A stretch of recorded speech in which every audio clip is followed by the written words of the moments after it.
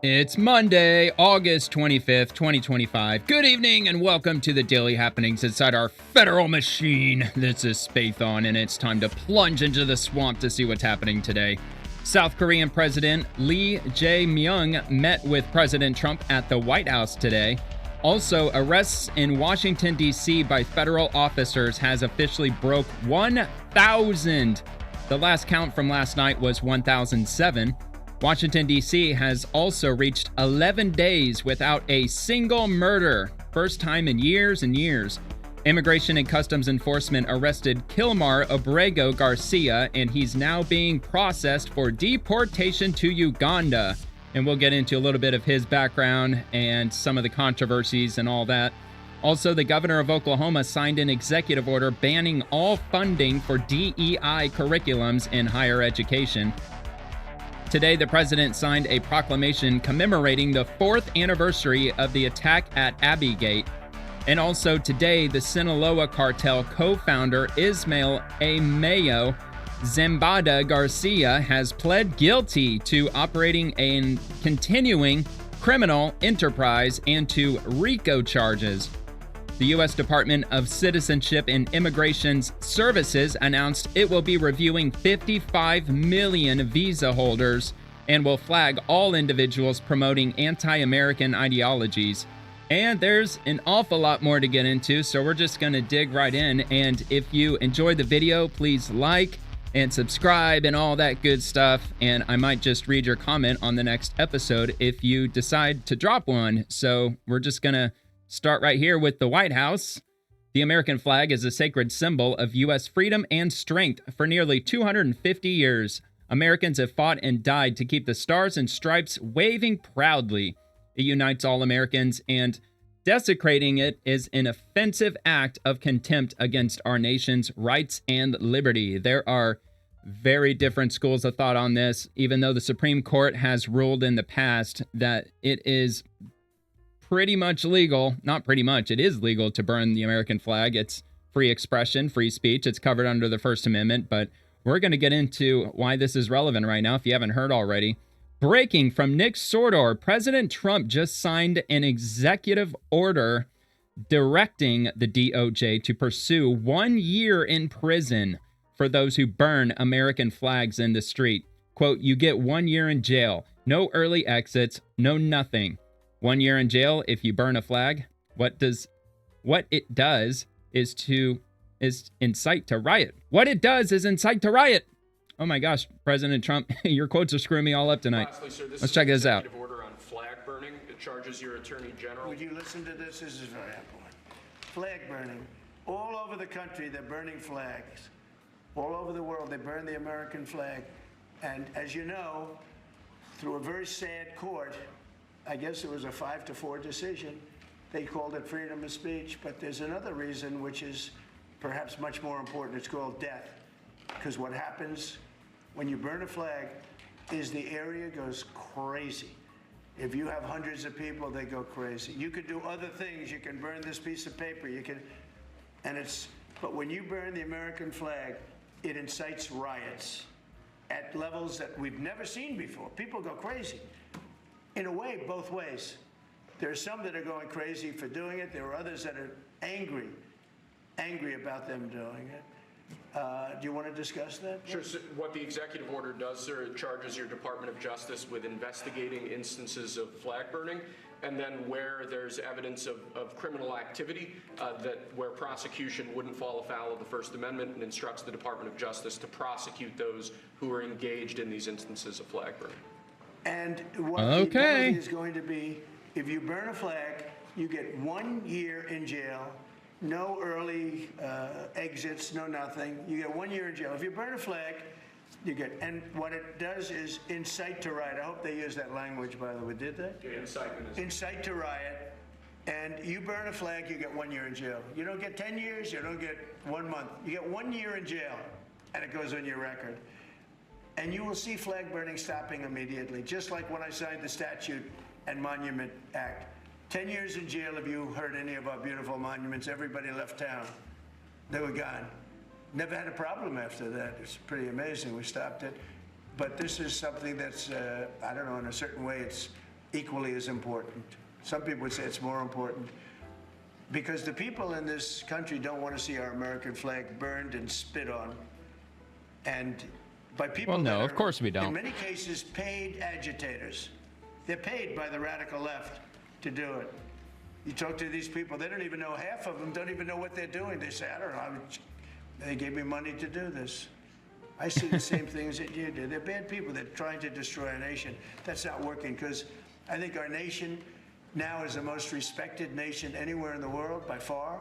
You saw that with the European leaders on Friday.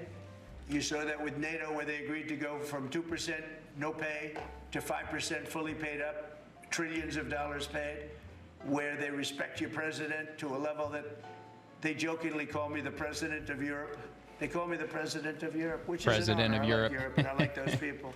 They're good people. They're great leaders. Planet America. And we've never had a case where President of Planet America. 7 plus really 28. Gulf of America. Essentially 38 countries were represented here the other day. 38 European countries were represented. European and other countries were represented, and it was a great meeting. But your country is respected again. I say it all the time. 1 year ago, our country was dead. Everybody said it. We had a dead country. We were not going to survive.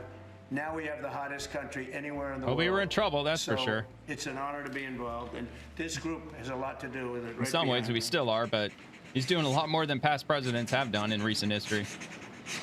Does anybody behind me have any? All right. So I don't expect this to stand. I'm sure there's probably a judge already signing as I speak to put a stop to this. I don't know, but we'll see. Anyway, if you have any comments on it or any opinions, definitely drop it in the comments because I'd be curious to know.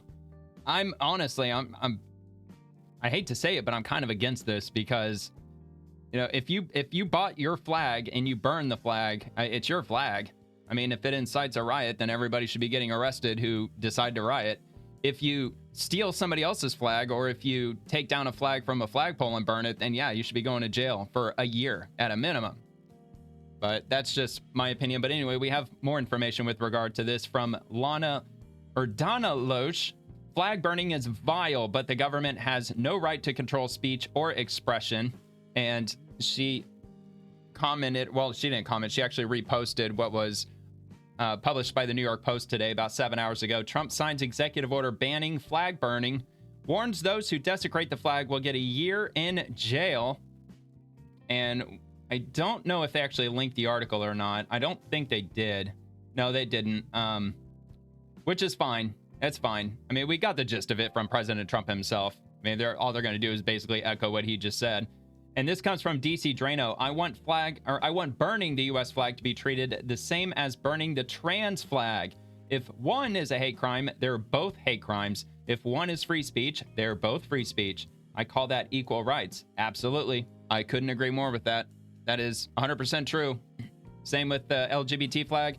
Pretty sure it's probably considered a hate crime if you burn the LGBT flag. But if you burn the American flag, it's perfectly acceptable, though, according to them.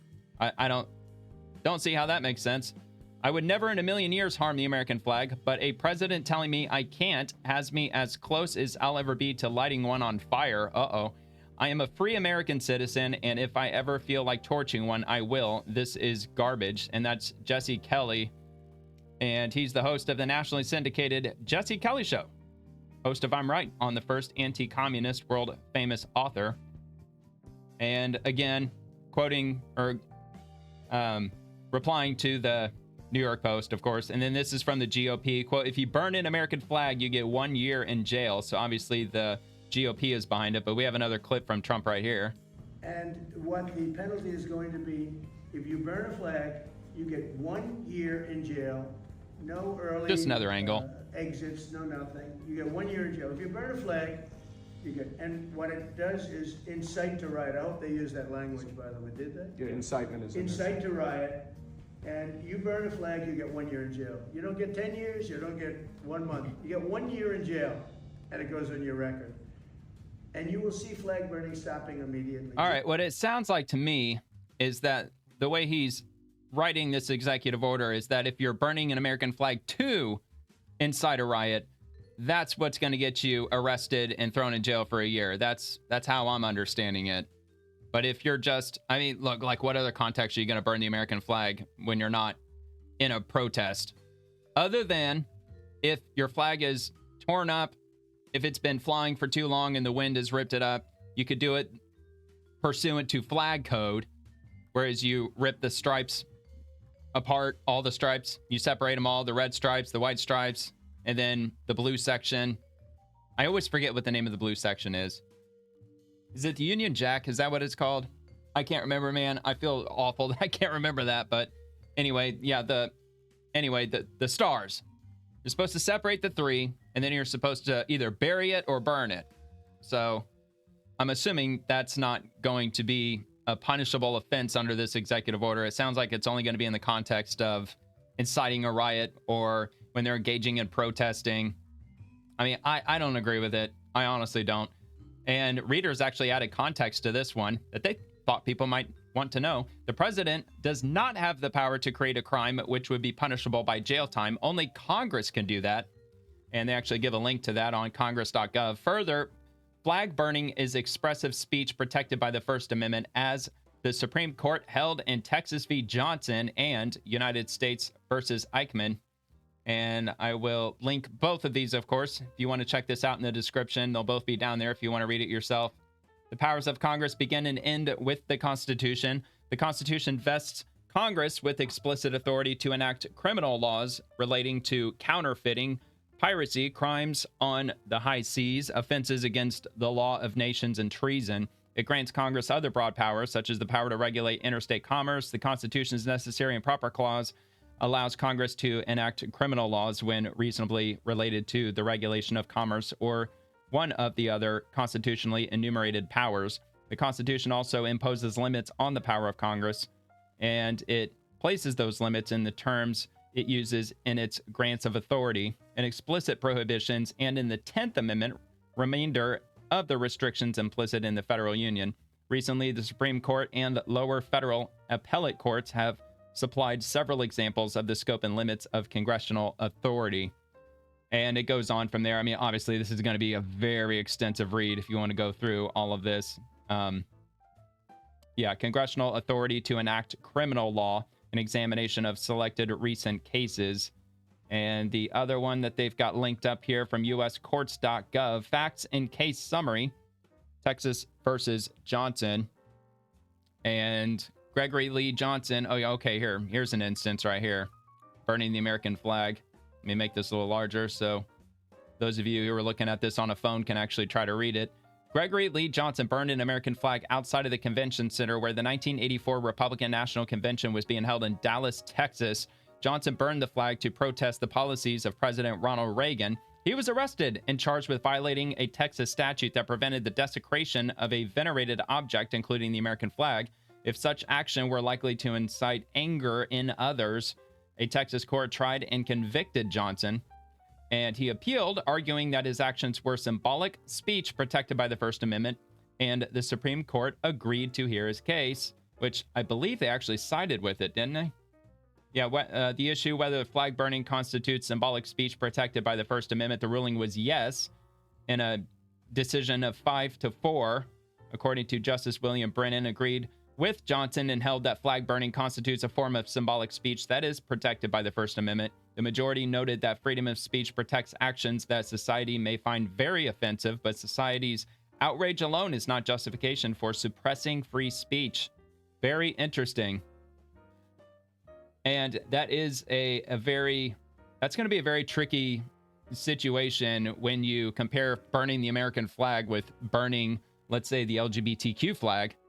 I think that anybody, especially conservatives, I mean, if they say that if you're allowed to burn the American flag, then yeah, you're sure as hell allowed to burn the LGBT flag, even though it's not technically well, not even technically, it's in no way, shape, or form a flag that we all stand under at all, you know?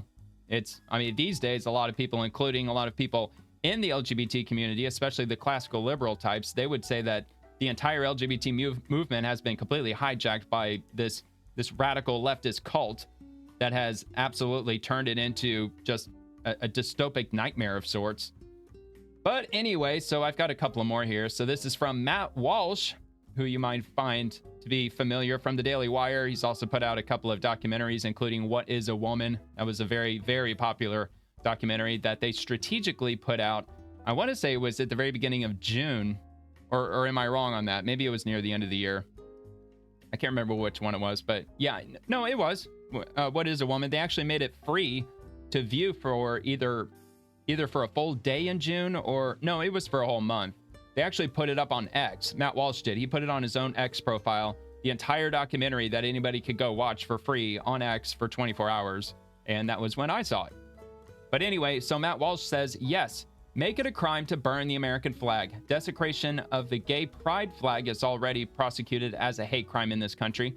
No more double standards. If the sacred symbol of the LGBT cult is protected, American flags should be too. Simple as that. All right. I can't say I don't disagree with that. And Thomas Massey, flag burning, whether it's American or Israel, is covered by the First Amendment to the United States Constitution. Neither Congress nor the president nor a judge can make it illegal. And he piggybacks on this, going all the way back to June 11th when he initially posted this one.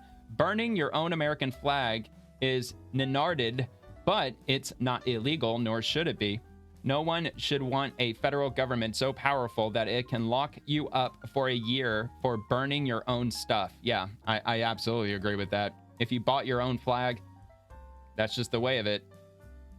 I mean, if you stick with flag code, anything that has the American flag printed on it should be treated as the American flag itself. That would have to pertain to paper plates, napkins, t-shirts, shorts, anything of that sort.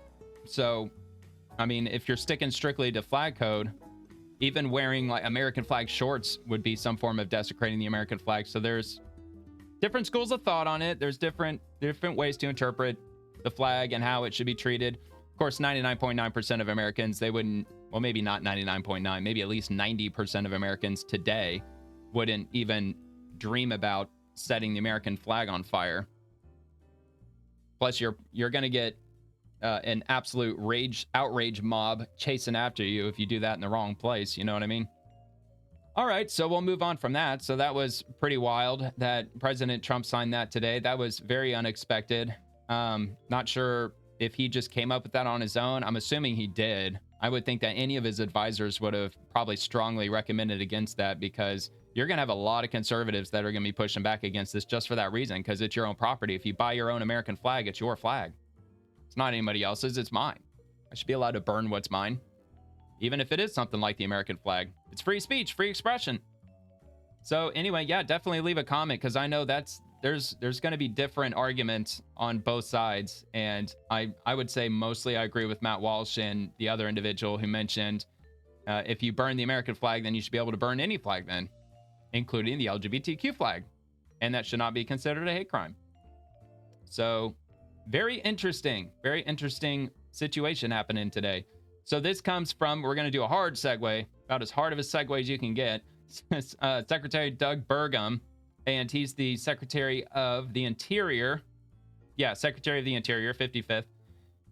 This draft list of critical minerals provides a clear science-based roadmap to reduce our dependence on foreign adversaries, expand domestic production, and unleash American innovation. And this is from the Department of Interior.gov. So let me see. So the U.S. Department of the Interior, through the U.S. Geological Survey today, released the draft 2025 list of critical minerals and a report that outlines a new model for assessing how potential supply chain disruptions could affect the U.S. economy. The draft list will guide federal strategy, investment, and permitting decisions designed to secure the minerals needed to drive the U.S. economy and protect national security. The list of critical minerals informs direct investment in mining and resource recovery from mine waste, stockpiles, tax incentives for U.S. mineral processing, and streamlined mining permitting. Quote, President Trump has made clear that strengthening America's economic and national security means securing the resources that fuel our way of life.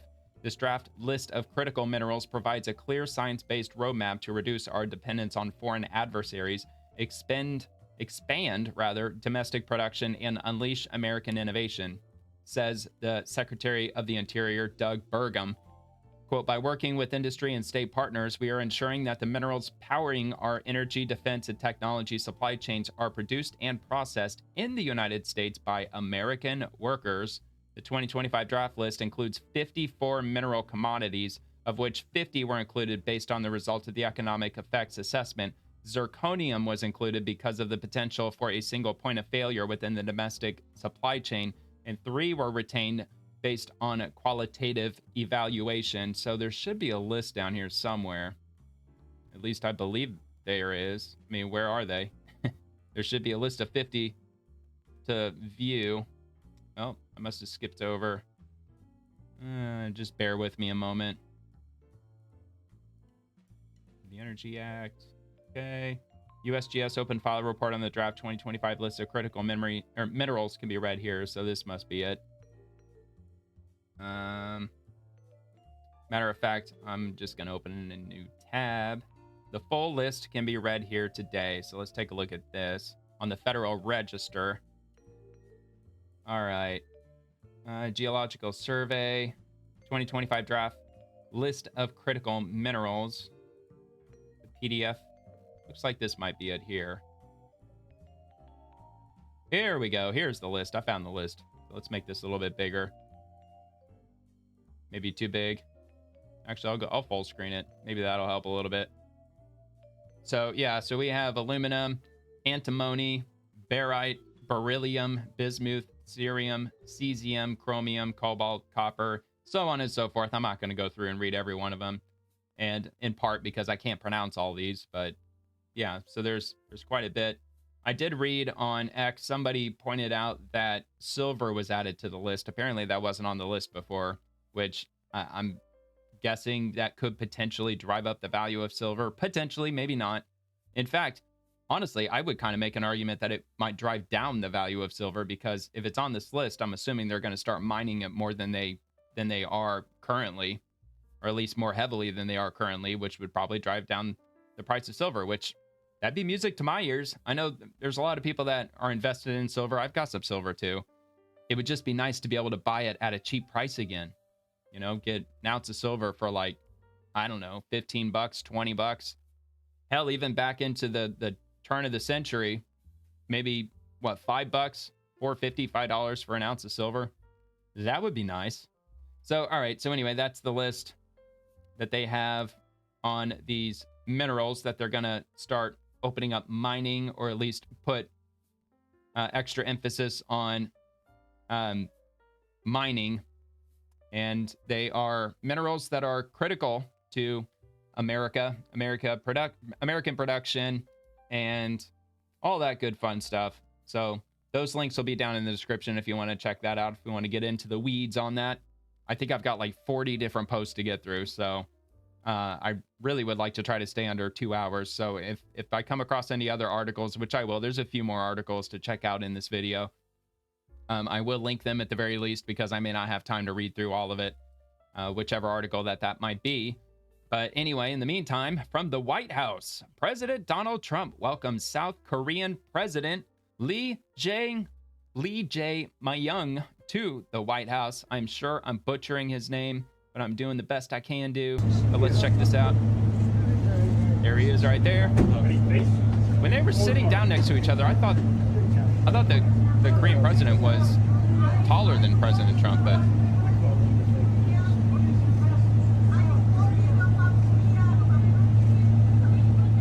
We're going to have a good meeting. man, that was loud, wasn't it? Loud ass humming. All right, having a good meeting. Rapid response 47.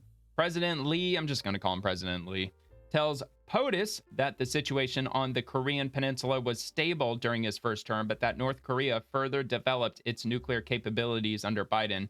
And by his first term, he's talking about Trump's first term. And, quote, they would not have done that if I were president. And he quotes back, I completely agree with you. Really? Let's check this out. Mr. President, you mentioned about Chairman Kim, and thanks to your efforts when you were in office during your first term, the situation on the Korean Peninsula was stable. But during the hiatus where you were out of office, North Korea developed further its nuclear and missile capabilities. It did. And that led to deterioration on the situation of the Korean Peninsula. And they wouldn't have done that. They would not have done that if I were president. That 내가 was not going to 만약에 happen. 대통령이 당선되었다면 그런 일이 일어나지 않았을 것입니다. 전적으로 공감합니다. I completely agree with you. Damn straight. And no, that wouldn't have happened, just like Russia wouldn't have invaded Ukraine. Yeah, Biden wasn't really the president. He had handlers that were running the show on his behalf. But we all know that. We all know that. So from Rapid Response 47 at POTUS, it quotes him. Might as well just play it because he's going to say it himself. To be with President Lee of South Korea. South Korea.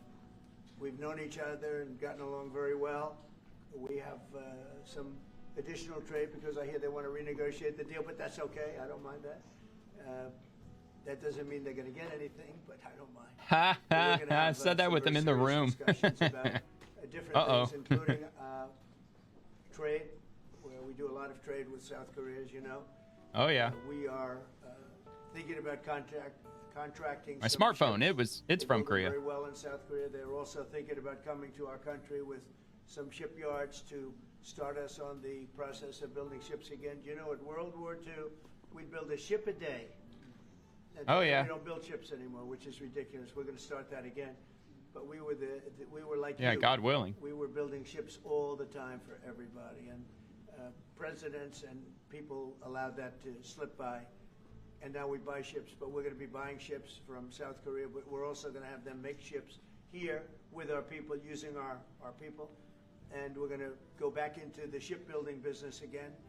That would be nice. We don't build ships anymore, which is yeah. Did you know that? How that ever happened. I didn't fucking know that. But we were the best at it, and you can take a look at World War. Oh, we used to be at least. In particular, where we were doing virtually a ship a day, and it's hard to believe these were tankers and different kinds of ships, but we were very active. And yeah, like very heavy, reinforced. But they're not so idle anymore. And battleships. Come in also, and you're going to be doing a lot of ships in this country, so I look forward to that. But we have a lot of other trade things. They're a big purchaser of our military equipment. We make the best military equipment in the world, and you saw that recently with, take a look at what we did with the B-2 bomber, which you have one right there. They gave that to me. I guess the company gave that to me. The B-2 bomber was so successful in what took place in the little excursion that we made, 36 hours, and it wiped out nobody's ever seen anything like it. 36 hours back and forth. To Iran. Not a thing went wrong. Not a screw was missing. Not a bolt was missing. Not a plane had not even a little bit of a problem. And we actually had 52 tankers. We had many planes, but you looked at the B-2, the way they handled that. Every single. Well, yeah, because they designed it like what 40 years ago. We make the best military equipment in the world, and South Korea is a big buyer. Not so sure if I trust them today, but they're still building planes though. About that also. And we have many things. They're still manufacturing them. And I look forward to it. And the B-2. It's a great honor to be with you, and congratulations on your election. That was a big one, and we're with you 100%. Thank you. I was gonna say I didn't recall him being the president of South Korea. Wasn't it President Moon or something like that? But that dude, like, didn't he try to declare martial law out of fucking nowhere in South Korea, and everybody freaked out?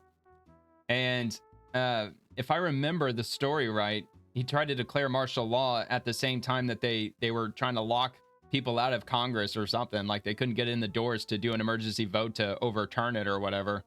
I don't know, man. That was crazy, but it didn't end up happening. But I'm assuming that's probably why old dude ain't president anymore. But anyway, whatever. I'm not knowledgeable on that subject. It's just something that I remembered. But the only thing that I hear about with regard to South Korea these days is Johnny Somali, that nuisance streamer, the asshole that goes around and just fucking with everybody in South Korea. He's looking at years in prison right now. So I kind of follow up on that here and there. He was just in court again, a week ago, something like that. It's really interesting. The South Korean court system, they don't generally keep you in lockup pending your trial, and they don't hold your whole trial in one day or day after day. They have it in different stages, which drags on for like a year or more. And apparently that's part of the punishment process, is that you just have to sit in limbo for months and months until your hearing is finally concluded. and you're found either guilty or not guilty. But yeah, he's dealing with all that shit right now, rightfully so. Hopefully they'll give him some prison time. But anyway, Secretary Sean Duffy, you must be able to speak English and understand road signs to operate a truck. Follow the rules established by US DOT in your state, or there will be serious consequences. And tune in tomorrow, yada yada. But anyway, let's check this out. That's Trey Gowdy, I think. We all watched this horrific crash. Oh yeah, that's Trey Gowdy. In Florida, where an individual that who up couldn't a speak bit. the language, couldn't understand, couldn't follow road signs, caused the taking of 3 innocent lives in this country. And so as we look back on this, we noticed that in Washington, where his first CDL was issued, yeah, they gave him a full-term CDL. And look, Democrats, people on the left are saying that it was probably the minivan's fault. Not necessarily, because if old dude was making a U-turn in the middle of the Florida Turnpike, that would not be the van's problem, because that's a through street. It's a through street. That's not an intersection. There's no signs that are indicating that a minivan has to make a complete stop if there's a semi-truck making a U-turn in the middle of the highway. No. So yeah, obviously, clearly not their fault. They're just trying to muck up shit because they're defending criminals now, which is absolutely mind-blowing. I guess they think they're going to win elections by defending criminals and punishing innocent people. That's crazy. reserved for American citizens, to which he is not an American citizen. No, he's not. We put out a rule, by the way, just backing up a little bit, Trey, in May that says if you got a CDL, you have to speak the language and understand road signs. That went into full force and effect in June. In July, this guy was pulled over in New Mexico and for speeding, and they did nothing to take him out of service. We tested him after the crash. He failed. Full stop. Failed. Couldn't speak the language. Couldn't understand road signs. And New Mexico should have put his vehicle out of service. And had they, we would have saved those 3 lives. So again, we're going to come out next week with some more news on this. But the bottom line is, follow the rules of DOT in your state, or there will be serious consequences. Well, and blood's on California and Washington State's hands, because they're the ones that issued the CDL to him, even though he can't speak proficient English, and he failed the exam or an assessment that they gave him. He only got 3 out of like 12 questions, or might have only been 2 out of 12, something like that. But that's interesting. See, so look, I don't watch Fox News anymore. I haven't watched them since they canned Tucker, and I didn't even really know that Trey Gowdy was even on Fox News these days. What's funny is my main channel, it's a Spathon with the N. That's why I call myself my name, but I had to start a new channel for this show, because my other channel, it's just every day, just regular stuff. It's a whole mixed bag of all different things. Like, I've got poison dart frogs. I got videos of that on there. I like taking videos of lightning and storms and, just basic stuff, metal detecting and things like that, just hobby shit. And my #1 video I have on that channel is of Trey Gowdy when he was on different oversight committees back in the 2010s. I did like a 2-hour compilation of a whole bunch of his committee hearings, and it got like a crazy amount of views. It was like 300 something thousand views. Just absolutely crazy. I didn't think it would get anywhere near that, but it did. But yeah, anyway, yeah, Trey Gowdy. All right, so let's move on. Secretary Sean Duffy, you're absolutely right, Kilmeade. Operating a truck and not being able to understand the rules of the road because you don't speak English is a moving time bomb.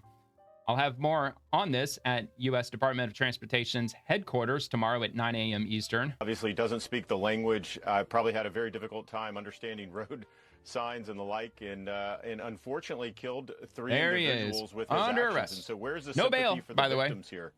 We see this Being held time and without time bail. again from the left is they will run to the side of the illegal alien committing an act or a crime of some kind, but they give little deference. They give little attention to the victims of those crimes as well. So we'll see what happens. The petition demands these 3 things: reasonable sentence, parole eligibility, alternative sentencing measures. Keep in mind, he was caught speeding. Yeah, but dude, these 2.6 million signatures, that also includes anybody and everybody that's not inside the United States. Anybody on earth can sign that petition on change.org. So it's not just something that American citizens are pleading for him to get a reasonable sentence, parole eligibility, alternative sentencing measures. Apparently, a lot of the people who signed it are from India. And I just read it on yesterday's video. I wouldn't really call it an episode because I didn't really do a swamp episode. I just stuck with illegal immigration on yesterday's video. But there were people who signed it from Australia, from Canada, from all over the place. So I just figured that That either would relied need to or be said other at least. companies were involved. It's not just America. With giving an illegal immigrant a commercial driver's license. So he was basically a moving time bomb. Yeah, well, dude's got to go to prison for a long time. He killed 3 people. Even if he spoke perfect English, if he was born inside the United States, and if he got a CDL with the perfect test score and everything, perfect 20/20 vision, the whole 9 yards, he still would be going to prison for a substantial amount of time because he killed 3 people. At the end of the day, it's relevant that he's an illegal immigrant. Of course, he should get a heightened penalty for that. Although it's kind of hard to do so when the state of California and the state of Washington gave him a CDL. So since they gave him permission to do so, look, this didn't happen in California or in the state of Washington. It happened in my state in Florida. So he's in the state of Florida, and I'm sure his CDL, look, it's probably nationally recognized. I don't know the details about CDLs. I'm assuming that a Florida CDL is probably just as valid in any other state, just like a regular driver's license is. So I'm not sure how they're going to factor that into his punishment, but dude committed vehicular manslaughter times 3. So needless to say, he shouldn't be getting out of prison anytime soon. All right, so moving on to FBI Director Kash Patel. All federal partners are now at over 1,000 arrests under POTUS's initiative to keep Washington, D.C. cleaned up. The latest from FBI on August 24th, 25. 26 arrests involving FBI personnel alone, and 6 gun recoveries, 5 drug seizures, 86 individuals arrested by federal partners total. Keep getting after it, as they are. Already up to 11,000 likes, man. Yep, good news indeed. And from U.S. Marshal Service, ongoing efforts to ensure public safety. Hashtag U.S. Marshals, 1,007 total arrests so far. They've seized 111 guns, and that's as of today, August 25th. And moving on to Senate Republicans, as soft on crime Democrats continue to bemoan safety and accountability, it has been 11 days without a murder in the District of Columbia. Thank you, President of the United States. And they're responding to Rapid Response 47, 11 days without a murder in D.C.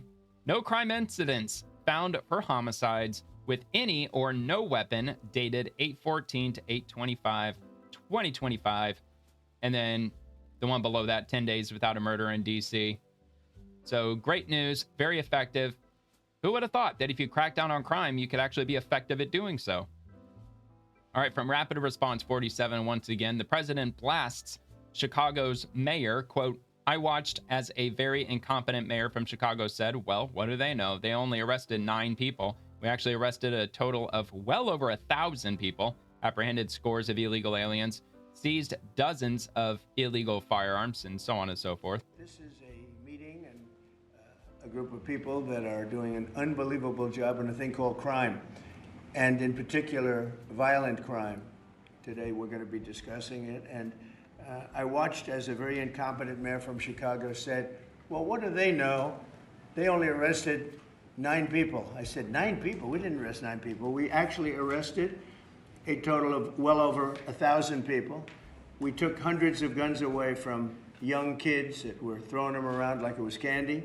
We apprehended scores of illegal aliens. We seized dozens of illegal firearms. There have been 0 murders. It sounds sort of terrible to say. It's embarrassing. I did this over the weekend. I'm making a speech, and I acted like I was so proud as I said, we've had 0 murders in the last week. 0. And some of these people were from foreign countries. They said, that doesn't sound so good. And I said, well, it doesn't sound good, but well, it is. Washington was the most dangerous place in this country. And now, you know what? It's probably the safest place in our country. Everyone's starting to come here.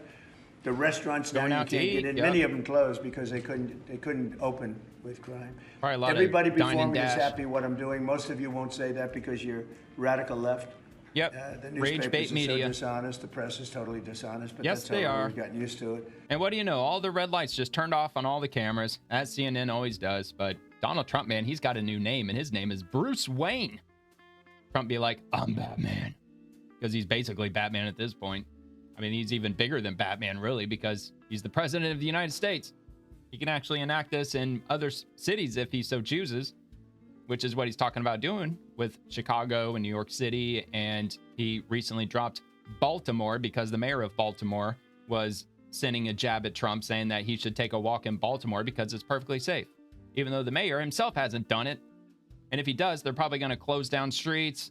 They're going to clean up everything in the area so they could do this fancy pants little press tour or whatever.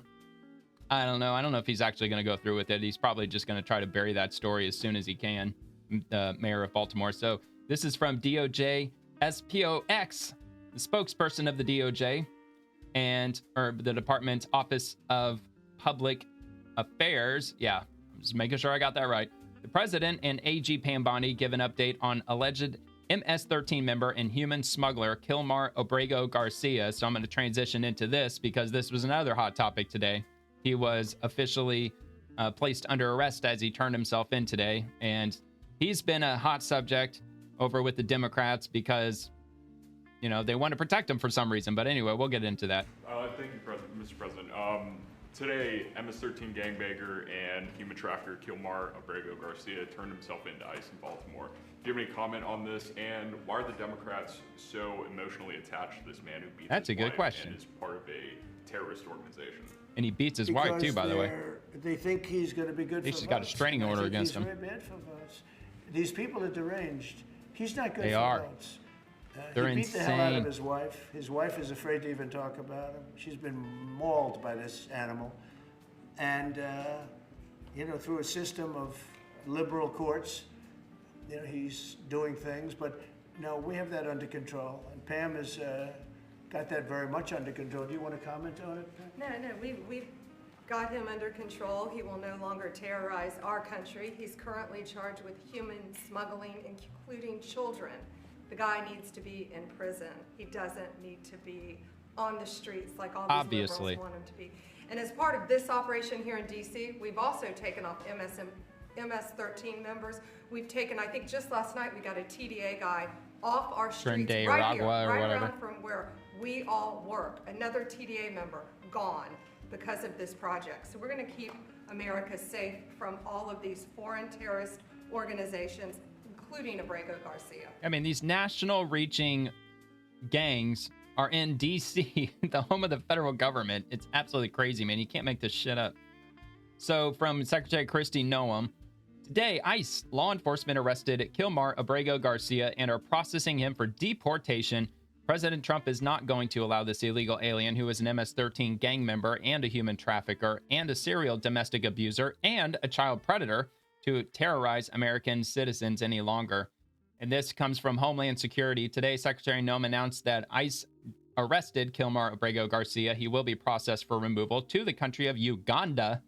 Sanctuary politicians and the fake news won't tell you the truth about Kilmar Abrego Garcia, an MS-13 gang member, human trafficker, wife beater, child predator, and criminal illegal alien, but we will. And they have a thread on just that as soon as it decides to load. You just make sure. Just making sure I was in the right place. So, Homeland Security, Garcia previously admitted to being illegally present in the United States.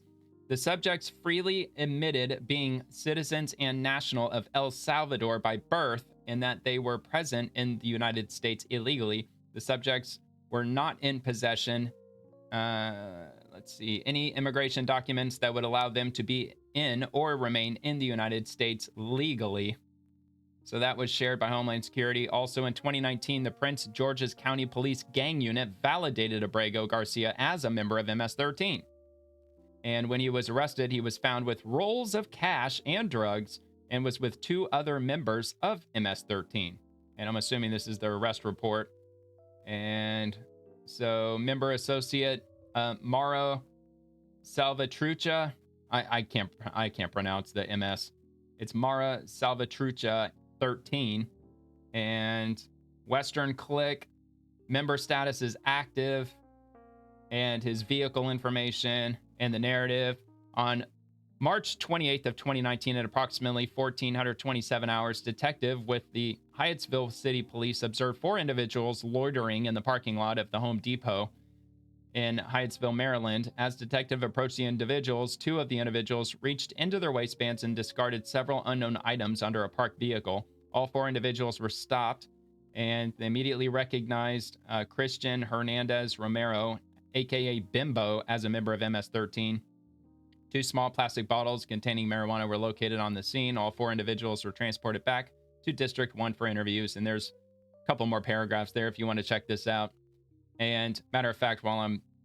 Oh, my bad. I accidentally clicked out of the whole thing. But I will repost this right now. So if you want to check out my X handle at Spathon, it's just got the N at the end. You can check it out there, or you can just go directly to Homeland Security. It's right there on theirs. And next, on December the 1st of 2022, Abrego Garcia was stopped by the Tennessee Highway Patrol for speeding. Upon approach to the vehicle, the encountering officer noted 8 other individuals inside the vehicle. They have an image there. And let me see. Do they have more? Let me just click out of here. Oh, yeah, here we go. So there was no luggage in the vehicle, leading the encountering officer to suspect this was a human trafficking incident. Additionally, all the passengers gave the same home address as the subject's home address. During the interview, Abrego Garcia pretended to speak less English than he was capable of and attempted to put the encountering officer off track by responding to questions with questions. When asked what relationship he had with the registered owner of the vehicle, Abrego Garcia replied that the owner of the vehicle was his boss and that he worked in construction. Now, I can't make this any larger. It's X. It's a pain. So, yeah, it's even almost too small for me to read, but it's from the Department of Homeland Security Investigations, investigative referral, official use only. It's got the narrative, the synopsis, the encounter, immigration, criminal history, and so on and so forth. So, again, it's over on Homeland Security's profile if you want to check it out. Homeland Security, Jennifer Vasquez, Garcia's wife, petitioned for an order of protection against him. She claimed he punched her, scratched her, and ripped off her shirt and bruised her. So this information is also on here from the District Court of Maryland for Prince George's County. And Jennifer Vasquez, this is a temporary protective order, which was issued, looks like on June 17th of 2021. Actually, I think that's when it'll be effective through. So maybe it's on the next page. Let's see. Current spouse of the respondent, the person eligible for relief on 5/1 of 2021. And the description of harm. Let's see. On May 4th of 2021, respondent punched and scratched petitioner, ripped off her shirt, grabbed and bruised the petitioner. So there you have it. So they've actually got court documents to back that up, that he's a wife beater. And according to court filings, Kilmar Abrego Garcia also solicited nude photographs of a minor. Great. And they actually have this on New York Post that they linked to this. And let me go ahead and make this a little smaller here. So Kilmar Abrego Garcia enters U.S. court in chains to face charges of trafficking thousands of illegal migrants, including MS-13 gangbangers. Thousands of illegal migrants. Oh my God, dude. This dude is a scumbag to the max. MS-13 gangbanger Garcia entered a Tennessee courtroom in chains hours after he was returned to the U.S. soil from El Salvador to face charges of trafficking thousands of illegal immigrants. His full-time job for years, Attorney General Pam Bondi announced on Friday. Quote, he was a smuggler of humans and children and women, including members of the murderous prison gang he belonged to, the AG said at a press conference. 100 trips the grand jury found of smuggling people throughout our country. Would it surprise you? It wouldn't surprise me if under the table he was probably paid off by the feds under the Biden administration, because if you recall, they were flying in immigrants, which were they technically illegal immigrants? I mean, that might be up to interpretation, but they were flying them in under the cover of darkness to airports all throughout the country. So it wouldn't surprise me to find out that perhaps the CIA or some other agency was probably paying certain members of certain organizations under the table money to smuggle in even more people. Not saying they're doing that. I'm just saying, if you're conspiratorially minded, maybe that might align a little bit with your thought process, perhaps.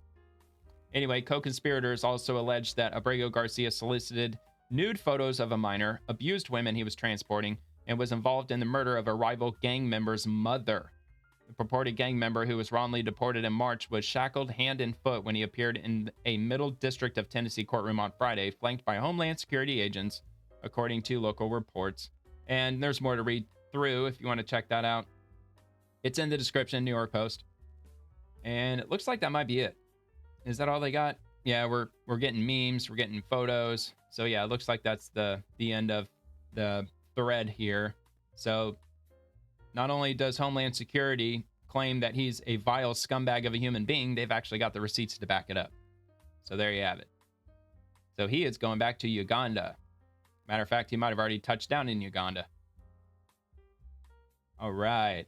So let's switch over to Caroline Leavitt. Trump gave the Oval Office a gilded makeover and covered the cost himself. He paid for this himself. All those gold accents all over the Oval Office, that's all Trump's. And I'm sure he's obviously going to take that with him because if I'm not mistaken, it's all solid gold. Trump gave the Oval Office a gilded makeover and covered the cost himself. The president said the Oval Office needed a little life. Well, it just needed a little Trump touch, as he likes putting gold all over the place. President Donald Trump has the golden touch, and nowhere is that more relevant than in the Oval Office, where gilded accents now adorn. All right, where did I go?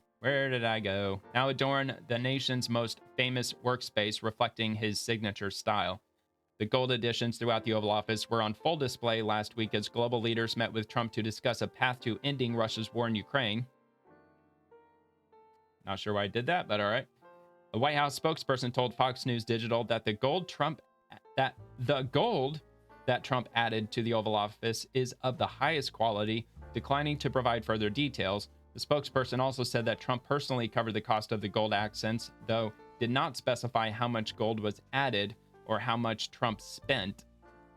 In March, Trump told Fox News host Laura Ingraham during a tour of the Oval Office that the room needed a little life when asked about the gold details.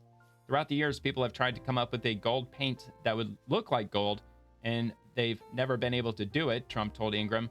You've never been able to match gold with gold paint. That's why it's gold, Trump added.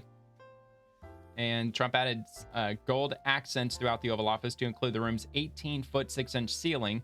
Below is a picture of the president's seal that overlooks the Resolute desk shown in 2008 and after the addition of all the gold. So there you have it, before and after. I mean, it's night and day. Looks way better. My question is will Trump leave it there when he leaves, or is he going to take it all with him? Behind the Resolute desk, Trump added gold curtains and a display of flags, including those representing the U.S. military's sister services. Yeah, I noticed that too. I thought they mainly had those in there for ceremonial reasons, but it sounds like he keeps them in there at all times. So that's interesting. I dig that. That's cool. Meanwhile, gold trim was added to details along the ceiling and doorways. Even the cherubs inside the door frames were given a golden makeover. Very cool. It's like gold everywhere. And there's another one. More gold. Solid gold, man. Golden cherub, I'm sure I'm saying that wrong. Cherub is seen above a door in the Oval Office of the White House in D.C. So let's see what else we got. Oh yeah, the Declaration of Independence. He had installed a copy of the Declaration of Independence in the Oval Office. Well, if it's not the original Declaration of Independence, then why do they keep covering it up with the curtain? Maybe it was just, well, it's probably a handwritten copy that was probably copied right around the same time. Because back then, they would have done that. I'm assuming they would have done that. But yeah, anyway, yeah, gold. Lots of gold in the Oval Office. All right, so let's move on to Secretary Linda McMahon. Oklahoma halts DEI state-funded programs in higher education, prioritizing merit over discrimination. It's time for other states to take note. And she's the Secretary of the Department of Education. And I believe we have... Oh, no, we don't. I thought we did have an article for this. Let me just take a look and see if they may have posted it in the comments. Nah, but that's okay. That's all right. Oklahoma governor signs bill banning the funding for DEI in higher education. So I'll at least see if I can find that article, though. Let's see.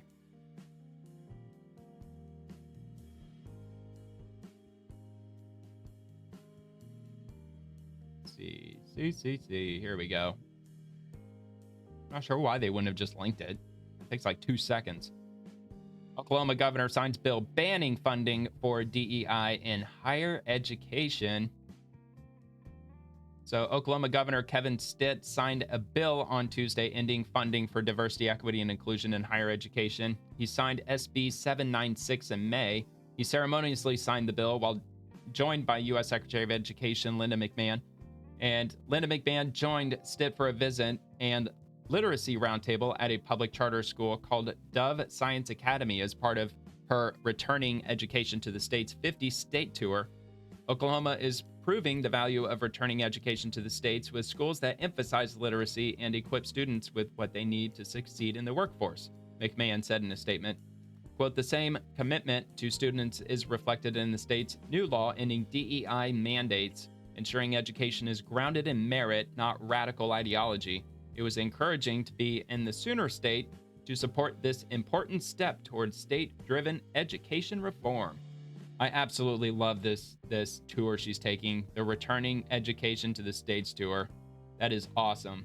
I mean, when was the last time we had a Secretary of Education that was staunchly in favor of the states taking over their own education systems? Probably never. At least not since it was founded in, when was it, the 1970s? The DOE.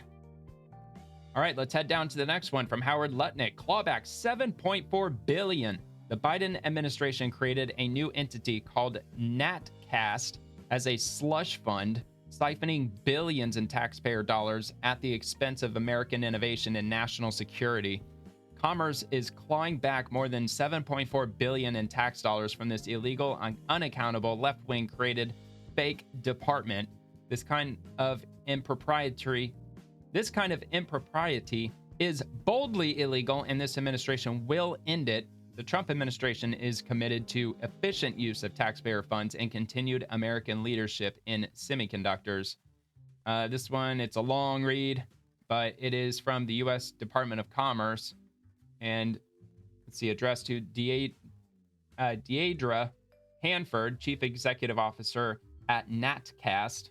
And of course, it's in California. Of course, it's in California. So yeah, NatCast was established by the Biden administration to manage and disperse of up to $7.4 billion in taxpayer funds that Congress appropriated for the promotion of semiconductor research and development under the CHIPS Act. And let's see, upon consultation with the Department of Justice's Office of Legal Counsel, the Department of Commerce has determined that because NatCast was established in violation of federal law, the agreement it purported to enter during the final week of the Biden administration is void and therefore has no legal force or effect. As a result, the department will not abide by its terms. So there you go. Illegally created, so they're shutting that down. They're going to try to claw back all that money. At least hopefully they'll have the opportunity to do so. But yeah, there's 3 pages in total here. If you want to check that out, I will repost this as well. Or I already did. I already did repost it. And let's go to Tom Emmer, the GOP majority whip. Criminals off the streets, missing children reunited with their families, roadways swept and cleaned. President Trump is making our nation's capital beautiful and safe again. So we had all of these things, 439 illegal alien criminals have been removed, and we have 6 known gang members, some of the worst leaders of gangs anywhere in the country, MS-13 and Tren de Aragua. We have 2 missing children that have been recovered. They thought they were gone. We brought them back to the family. The family started crying. They couldn't believe that they saw their child again. That's awesome. 49 homeless encampments have been removed. Like we have the head of South Korea coming in a little while, the president, and he drives down the street. Already, his people have told me, he said, what happened? It's so clean. We always came here, it was filthy dirty with homeless and papers all over the road. That's the other thing. Those roads are swept immaculate, but they're going to be much better in a few months when we put a topping on them. They're going to look like they're brand new. We'll get rid of those rusty old medians that have been crashed into 1,000 times, and they don't fix them. They just let them. They lay them down on the road, and they sit there for months. But we don't do that. We don't run things. We run things like we run this. We like clean, we like beautiful, and we like safe, and that's what we're getting. Yeah, good old transportation department. I mean, that is one thing that I will say about my state is that we keep our medians very well manicured. We actually have prisoners that keep them manicured. At least they used to. I haven't seen them working on medians in a while, but they're the ones that plant all the flowers, the shrubbery, and all that stuff. But yeah, they do a bang up job here in Florida, man. Our medians and our roads, streets, for the most part, look pretty nice. Look really nice. But that definitely is helpful when your state is operating a budget surplus every year. That's definitely helpful. All right, so from the U.S. Department of Labor, did I catch your eye? Check this out. This is in front of the headquarters for the Department of Labor. And they've got Trump up there that says, American workers first. And then it's got the America 250 logo underneath. And, of course, the American flag. So they just made that addition today. So that's very cool. And moving on to Rapid Response 47, the president signs the proclamation commemorating the 4th anniversary of the attack at Abbey Gate. Proclamation done and completed. Okay. He was busy today, man. I actually read somewhere, I don't think that I have it shared on here, but he actually, you know what? I'm going to save that. Never mind. Because I actually think that I did. Never mind. Forget I paused it. Oh, that's a good one. That's our good one. We rate them. No auto pen. I don't put them under the auto pen. I don't say, here. Yeah, it had to mention the auto pen. So President Trump officially proclaims August 26, 2025 as a day in commemoration of the 4th anniversary of the attack at Abbey Gate. And the proclamation's text, it is quite lengthy. Actually, yeah. And yeah, it just looks like an image of him signing it with his signature on it. So if you'd like to read through that, let me repost that. You want to check it out. But again, I think, where was it at again? Rapid Response? Yeah, it's at Rapid Response 47 if you want to read the whole proclamation for yourself. And we're going to move on because I got a lot of stuff to get to. How long have I been doing this so far? Over an hour? All right, so from Caroline Levitt, this is what I was holding off on. President Trump is the most transparent and accessible president in American history. And this is from Philip Melanchthon Wegman. He says that Trump is calling the press pool into the Oval Office for a 3rd time today. 1, 2, 3 times. And he says he's never seen this before. So I thought that was worth sharing. Interesting. So from Margot Martin, well said, JD Vance. Why are Democrat governors doing everything in their power to make crime easier to do in their cities? It shows a real sickness in the head. Get this going. To your point about we want people to welcome us, to ask us, because look at Governor Pritzker in Illinois, or Governor Newsom in Los Angeles, or Governor Moore in Maryland.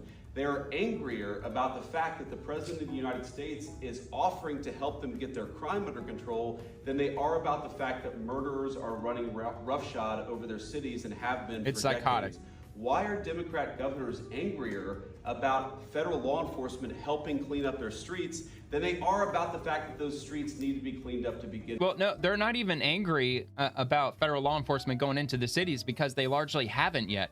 They went into LA to help out with ICE, the National Guard did, and then of course they're doing the cleanup in Washington, D.C., but they're angry that the federal government or the Trump administration is just talking about it. They're mad about the fact that just at the prospect that the government, federal government, could be going into their city to help clean up crime. They are psychopaths. It shows a real sickness in the head. And I agree with the President of the United States. I think most Democrats, rank and file, nobody likes crime. Republicans don't like crime. Democrats don't like crime. Independents don't like crime. Apparently they like it now. Why are Democratic governors doing everything in their power to make crime easier to do in their cities? It doesn't make an ounce of sense to me. But, Mr. President, I appreciate you being willing to help. Trump derangement and I hope syndrome. these governors take you up on the offer because we should clean up all of America's streets. It's the right of every American to live in safety and comfort in their community. Yep, we absolutely should. Because they know, and part of doing that would be to get rid of a lot of the illegal immigrants, which they want to keep to beef up their numbers so they can get more congressional seats. And this is from Senator Dick Durbin, who I believe is the minority whip, I think, for the Democrats in the Senate. We're here with one message for the president. Deploying the military to Chicago is unhelpful and illegal. How is it unhelpful? Of course, he doesn't elaborate on it. That's all he says. That's what Democrats are good at. They're good at pointing out something without following up with any tangible, useful information in any way, shape, or form. So Chicago politicians and Democrats fight for the criminal. Let's see. Mad because we want safe cities. That's the whole story. Chicago bleeds every weekend. Kids shot, businesses fleeing, families living in fear. And Democrats like Durbin would rather protect criminals than protect citizens. If the city leadership actually enforced the law, there would be no talk of sending in the military. Yeah, he's right. But when politicians enable chaos and tie the hands of police, don't cry when someone talks about restoring order. Democrats fear law and order because it exposes their failures. Yes, it does. The people of Chicago deserve safety, not endless press conferences and excuses. Yeah, that's all they're doing. They're just holding press conferences while telling the police to stand down every time there's an outrage mob that forms anywhere in the city of Chicago. They're smashing windows and looting, the whole 9 yards. Now, let's see. This is the single greatest 15-second video on the internet right now. This is from Benny Johnson just 3 hours ago. Left-wing Illinois governor says he lives rent-free in Trump's head. Then the cameraman does something incredible. Well, what might that be? I haven't seen this, so I don't know. We're very pleased about the progress that we're making. I know that I live rent-free in the president's head, and I wish he would spend some time in Chicago so that he could see what a lovely city we have. Governor, quick follow-up. What do you do if the National Guard is activated and comes in? I think it's the other way around, Governor. Trump is literally displayed above your head in the real world. Oh my God, dude, that was great. All right, so anyway, we don't want to get too deep into these comments, but yeah, always interesting to read that nonsense. By that, I mean Senator Dick Durbin's posts. They're all nonsense. Like 99% of what he posts is just utter nonsense. So this comes from Attorney General Pamela Bondi. El Chapo's Sinaloa Cartel Co-Founder Ismael El Mayo Zambada Garcia has pled guilty to operating a continuing criminal enterprise and to RICO charges. His guilty plea brings us one step closer to achieving our goal, the elimination of the drug cartels and the transnational criminal organizations throughout this world. We're here to announce a landmark victory for the Department of Justice, our law enforcement partners, and the United States of America. As you've heard, drug kingpin Ismael Zambada Garcia, also known as El Mayo, has confessed to a lifetime of crime in service to the Sinaloa Cartel, a foreign terrorist organization. Thanks to the relentless work of our prosecutors and our federal agents, El Mayo will spend the rest of his life behind bars. He will die in a U.S. federal prison where he belongs. There you go. His guilty plea brings us one step closer to achieving our goal of elimination of the drug cartels and the transnational criminal organizations throughout this world that are flooding our country with drugs, human traffickers, and homicides. Under President Trump's leadership, the Department of Justice is on the front lines of this fight. We're standing shoulder to shoulder with all of our law enforcement partners to dismantle these narco-terrorists. And that's exactly what they are. They are narco-terrorists. Yep, and I'm not necessarily advocating for us to send the military into Mexico to wipe them out, but I mean, I don't know. I don't think, look, when this dude, he's going to go to prison for the rest of his life, but obviously they're going to replace him with somebody else. There's always going to be somebody else to replace him, unless we just completely dismantle the entire cartels. And by the way, I don't know what was up with the sound. Apparently one of the, either the left side or the right side was really low. I hope that wasn't on my end. I don't think it was, but I was just observing the audio level when that was playing. And for some reason, one of those, either the left or the right, was down a lot. So hopefully that was just that video in particular. All right, so moving on to DoD rapid response. Secretary of Defense spoke on the disastrous Afghanistan withdrawal. Quote, "These families deserve answers. We will be honest about it and get to the bottom of it." Let's check this out. On behalf of this beautiful group. Oh yeah, it looks better now. Yeah, it must have just been that one video. For our nation, America deserves answers. There's the World Cup trophy right there. In Afghanistan, the military needs to answer for what happened in Afghanistan. So, upon the president's direction, immediately we initiated an investigation which showed that there needed an even deeper dive. So Sean Parnell, our Pentagon spokesman, who himself is an Afghanistan veteran, is leading this effort. It's a top priority for us. We're getting access to all the documents necessary, why decisions were made, why they weren't made, why certain force protection measures were ignored. Again, there's never been accountability for this. It's something that Joe Biden allowed to happen that never should have happened. Any objective observer knows that's not how you leave a country. And certainly these families know better than anyone else. These families deserve answers. We're going to be honest about it. We're going to get to the bottom of it. Sean Parnell, an Afghanistan vet, is leading it, and we're doing it on behalf of the American people. So I would anticipate middle of 2026. That's how thorough of a review we're doing. Hopefully a little bit sooner, but we're going into everything to get an understanding of what happened. Yeah, it's an absolute disgrace what happened in Afghanistan. I mean, we all know that. Absolutely just horrific and ridiculous at the same time how the freaking Biden administration handled that. And frankly, it's a miracle that many more people weren't killed, even though there were hundreds of Afghans that were killed during that withdrawal. And of course, American soldiers as well, but also equally egregious, well, almost equally egregious, is the fact that we left behind countless billions and billions of dollars of equipment. If memory serves, it was like, what, $80 billion worth of equipment and ammunition and all that stuff. And who knows who got it? Probably Iran, I would assume. I'm sure it probably didn't just stay in the hands of Afghanistan. I mean, we left helicopters. We left all kinds of shit, Humvees and everything. Absolutely crazy. Matter of fact, let me see if I can actually see if Grok will give me a list of some of the stuff that was left behind.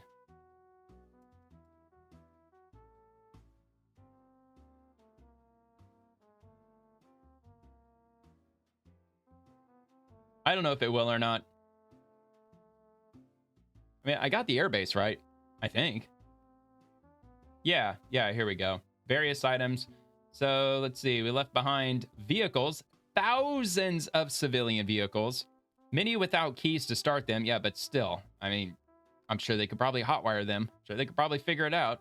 Hundreds of armored vehicles, including mine-resistant, ambush-protected vehicles. I mean, how much does it cost for one of those things? How much does it cost for one of those?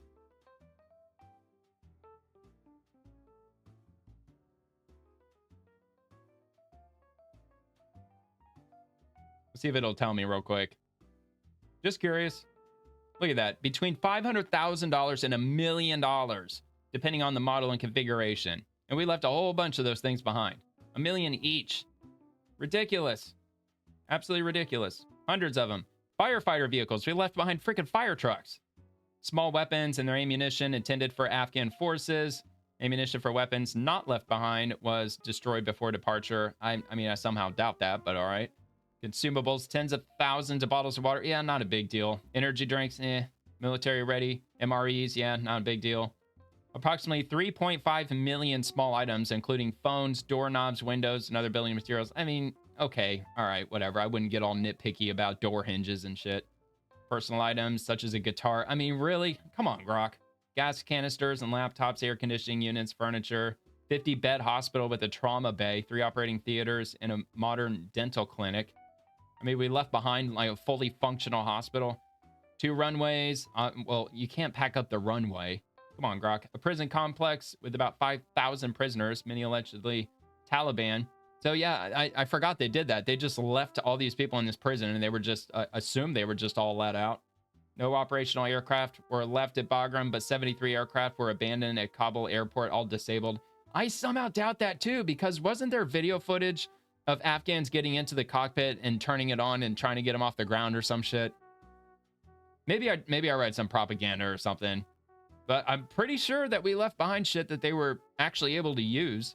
Oh wait, here we go. Claims on X about 75 to 80 billion dollars in military gear, including fighter planes, are exaggerated or unverified, as no operational aircraft were left at Bagram, and the Taliban seized most equipment from other locations like Kabul. The base was handed over to Afghan National Security and Defense Forces, but it fell to the Taliban by August 15th, along with the equipment left behind. All right, I guess. Now, they're citing, let me see here. What are they citing from this? BBC.com. Not exactly gonna take BBC.com as the gospel truth on that. Although, whatever. You know, I don't want to get too far in the weeds with that, but I figured I would just take a quick look at that. So from Defense News, the September 10th launch will start a months-long campaign to deliver 126 data transport and 28 missile warning and tracking satellites to low Earth orbit. This is from defensenews.com. York delivered or will deliver 21 satellites for Space Development Agency launch. That's cool. I don't know if that's of any part of Trump's plan to have the Golden Dome. Not sure if that is in any way related to that or not. Probably not. But York Space Systems confirmed today that it has delivered all of the 21 satellites that will fly next month on the long-anticipated first launch of the Space Development Agency's first operational data transport satellites. Quote, our satellites are built, delivered, and ready for launch. Now all that's left is integration with the rocket, Melanie Pricer, York's vice president and general manager, said in a statement. Quote, once deployed, these systems will provide on-orbit Link 16 connectivity to the warfighter. The September 10th launch will fly from Vandenberg Space Force Base in California and will kickstart a months-long campaign to deliver 126 data transport and 28 missile warning and tracking satellites to low Earth orbit. And the transport constellation is designed to provide global communications and persistent secure connectivity for military users. It's envisioned as the backbone of the U.S. Defense Department's plan for linking systems operating in different domains.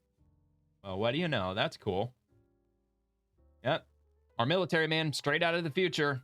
We are so far crazy from the future. It's not even fair, man. All right, from RNC Research, President Trump will sign an executive order mandating prosecution for those who... Oh, yeah, okay, so desecrate the American flag. That was intended to be up at the top. That was my bad. All right, I'll just skip on past that. Matter of fact, I'm assuming I probably already linked it. No, actually, I don't think I did, but anyway, I'll link that if you want to check it out in the description from Fox News. That'll be the second, or maybe the first. Okay, yeah, never mind. Or no, yeah, it will be the second one. Fox News article, unless that's the same one. No, the gold accents to the Oval Office, that's the first Fox News article that's going to be in the description. So anyway, from the U.S. Census Bureau, sales of new single-family houses in July of 2025 were at a seasonally adjusted annual rate of 652,000.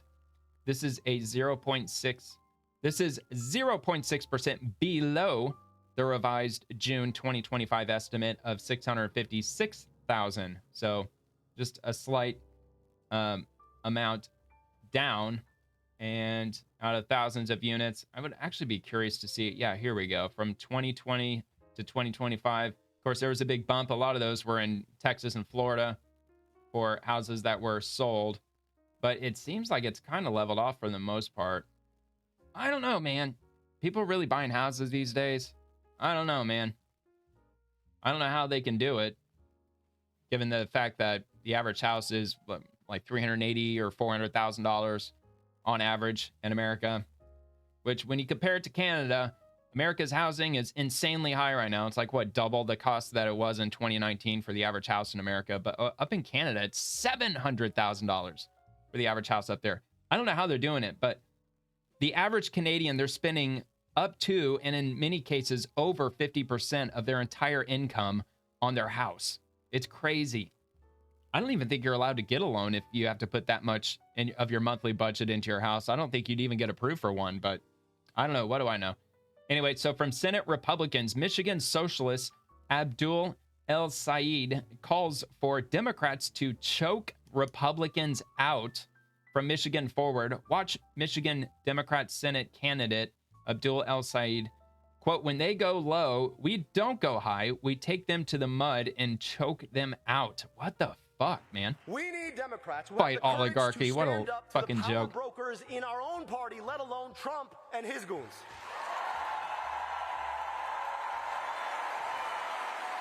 We don't back down. We don't back down. The dude's pretending to be Obama, man. You hear? We don't back down. And he's got these freaking screens, the teleprompter screens right next to him. This dude is straight up copy pasting Barack Obama. And then he's got the Bernie Sanders Fight Oligarchy logo. This dude is fake as fuck. We don't back down. With all due respect, if they go low, we don't go high. We take them to the mud and choke them out. All right, whatever. Maybe he's just playing up a character. Maybe he doesn't always sound like that. But if he does, that is fucking hilarious. Which, of course, they've got Bernie's logo up here in the top. So, you know, the whole Fight Oligarchy thing. It's you can't make this shit up. You really can't make this shit up. All right, from Tom Cotton. Oh, wait. Yeah. All right. Yeah, we're good. From Tom Cotton, he's replying to Governor J.B. Pritzker. I guess I'll read his first. Donald Trump's threat to bring the National Guard to Chicago isn't about safety. It's a test of the limits of his power and a trial run for a police state. Illinois has long worked with federal law enforcement to tackle crime, but we won't let a dictator impose his will. Trump's crackdown will make crime worse. You can't make this up, man. Can't make this up. Jamie Kelter Davis for the New York Times. Oh, wow, that's kind of creepy. 666.6K views. But yeah, how is Trump's crackdown, how is descending the federal agents into a city going to make crime worse? That doesn't make any sense. These people are retarded. I mean, of course, it's an opinion. I mean, it has to be an opinion because it makes absolutely zero sense. But anyway, Senator Tom Cotton responded by saying it's remarkable, even for a far-left failed governor, to argue that arresting criminals will make crime worse. Yes, much better to let criminals go free and continue to commit violent crimes. So yeah, that was kind of a banger of sorts. Rapid Response 47. President Trump signs an executive order taking steps to eliminate so-called cashless bail in Washington, D.C. That also happened today. Also on the issue of Busy cashless day. bail, sir, this is a D.C.-specific executive order. In addition to the measures that we're taking that are quite similar to what we're doing around the country, in D.C. in particular, the objective is holding as many criminal defendants in federal custody and subjecting them to federal charges as possible. That means that they'll be held pre-trial in federal jail as opposed to just being cut back out on the streets due to a cashless bail policy. Okay? Let's go. And we have the room. And by the way, the prison they have in D.C. is horrible. It's horrible. People were subjected to live in that dog trap for so long, so unfairly. I have stories, you'll be hearing about them. Yeah, I'm sure. January 6ers. I'm assuming he's alluding to that, which is a freaking horror show. Absolutely unjust.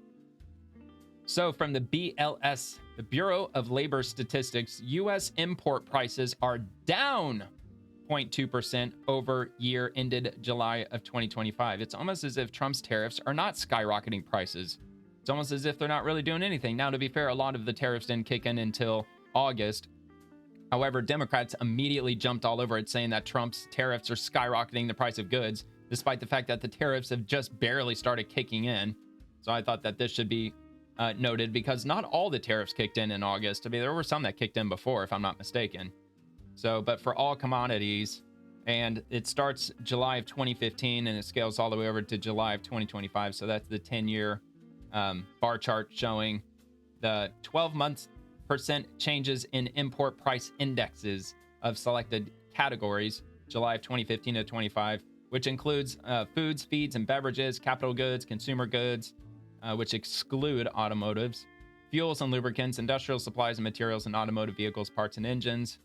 So there's that. And also from USCIS, America's benefits should not be given to those who despise the country and promote anti-American ideologies, said the USCIS spokesman Matthew Tregeser. I can't pronounce his last name. Again, I'm the worst with names. I'm so bad with names. But anyway, the U.S. is going to review 55 million visa holders for potential violations.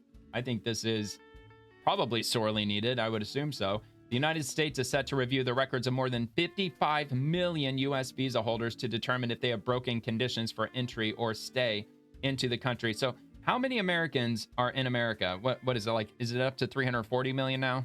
I think we're like around 340 million. So, no, hold on. 55 divided by...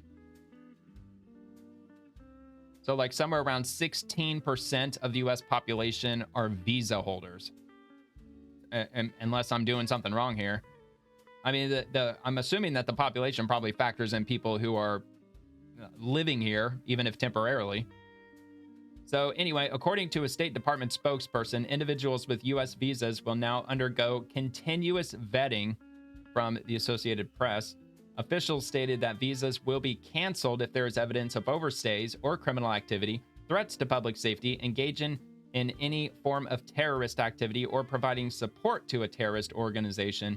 I wonder if they're also going to lob in the protesting, whether if it's anti-America or any of these left-wing protests that people are engaged in, because I'm sure a lot of them are probably visa holders. Maybe, surely probably not most of them, but I bet some of them are. So I'm wondering if they might take a look into that as well. So that'll be really interesting to see how many have overstayed their visas. It wouldn't surprise me to find out if it's in the millions. So not only are we going to have to deport millions of illegal immigrants, we're probably going to have to start rounding up and deporting potentially millions of visa holders too, possibly. So let's see. Incoming students and travelers to the U.S. will face social media checks, with authorities looking for any indications of hostility toward the citizens, culture, government, institutions, or founding principles of the United States. That is a genius idea. They should have been doing that all along. State Department officials have also been directed to identify individuals who advocate for, aid, or support designated foreign terrorists and other threats to national security, or who perpetrate unlawful anti-Semitic harassment or violence. Matthew Tregesser, spokesperson for U.S. Citizenship and Immigration Services, said, quote, America's benefits should not be given to those who despise the country and promote anti-American ideologies. He further noted that the USCIS is dedicated to implementing policies that root out anti-Americanism.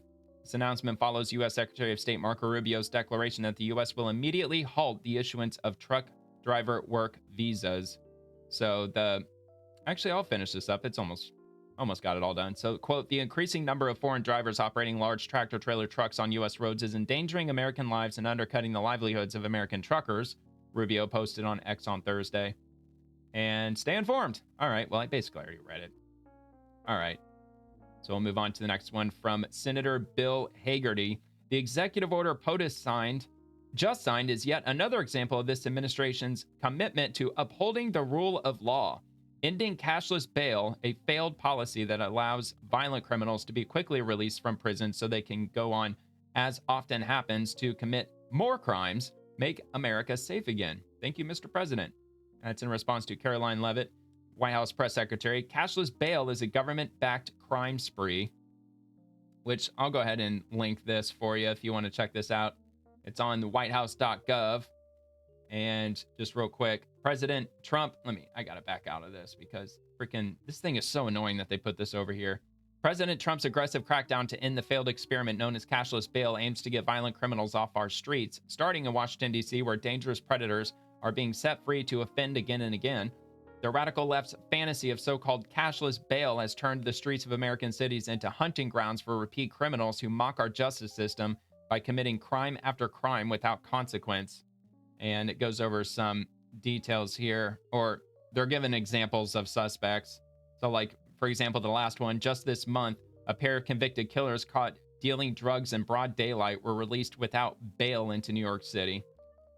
In 2024, 2 illegal immigrants who jumped and bit 2 NYPD cops were cut loose without bail. Unbelievable. Assaulting an officer, and they just let him out with no bail. No bail. 2022, a New York man brutally executed a mother in front of her 3 children less than 24 hours after he was set free without bail in a violent assault of the same woman. He violently assaulted her, got arrested, went to jail, and they let him out without bail, and then he went back and killed her in front of the kids. Unbelievably messed up. In Washington, D.C., the majority of individuals arrested and awaiting trial are released back onto the streets, and then they've got a whole nother list of people just in D.C. who were unbelievably set free due to no cash bail.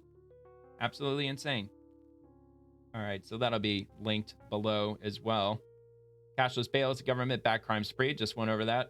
Secretary Marco Rubio met with Canadian Foreign Minister Anita Anand, MP. We agreed on the need to support Haiti, end Hamas's efforts to stand in the way of peace in Gaza, and to counter China's coercive activity in our hemisphere. So this isn't less than 24 hours. This was posted by Secretary Rubio on the 21st, but he reposted that again today.